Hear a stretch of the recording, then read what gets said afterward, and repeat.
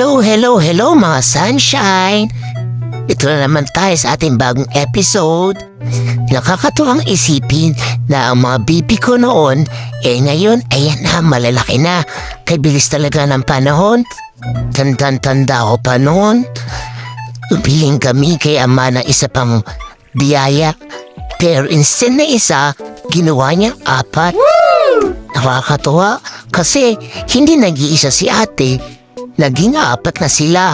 Tumati sa buhay namin si kuya. Then sumunod si ateng. Aniyan si bunso. Mahirap na masarap ang pag-aalaga at pagpapalaki ng mga bata.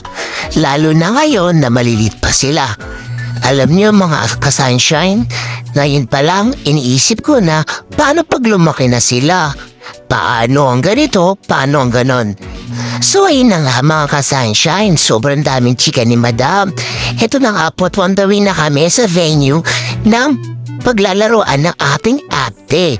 Kung di mo na itatanong, si ate po ay isang player. Yes po, isa siyang player ng futsal. Nakakatuwa, di ho ba? Alam niyo kasi mga ka-sunshine, ito po si madam, naku po, wala pong talent. Totoo po, wala po akong talent kaya ako po tuwan-tuwa at suportado po namin mag-asawa ang aming ate sa kanyang hilig. Kung di niyo po na itatanong, nung panahon po na ako'y nasa high school, naku po, ako'y nakatambay lang, walang ginagawa. Di tulad doon ng aking mister, isa rin po siyang player, softball player po. Kaya masasabi ko mga athletic po ang aking mga anak at ang aking asawa. Naku po ako'y wala kayo mapapala.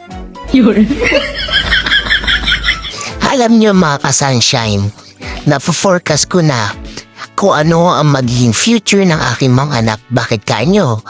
Kung ang aking ate, nakikitaan ko na siya ng talent sa paglalaro sa magiging player niya ng kanyang futsal.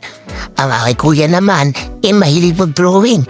Napakagaling niya mag-draw sa totoo lang at kuhang-kuha niya ang kamay ng kanyang tatay dahil po ang aking asawa magaling po mag-drawing. At ito naman po aking babaeng anak na si ateng po, naku, expert sa pang-aasar. So yun na nga mga ka-sunshine, natapos na po ang laro na aking ate at nanalo naman po sila. 3rd place nga lang po. Pero masaya na rin ako dahil nakalaro po siya, na-experience siya kung paano maglaro. Ngayon nga ho, eto na, pauwi na kami sa aming bahay. Pagkatagal-tagal laro, pero sulit naman dahil nanalo naman siya sa kanya unang laro. See you mga ka-sunshine, God bless!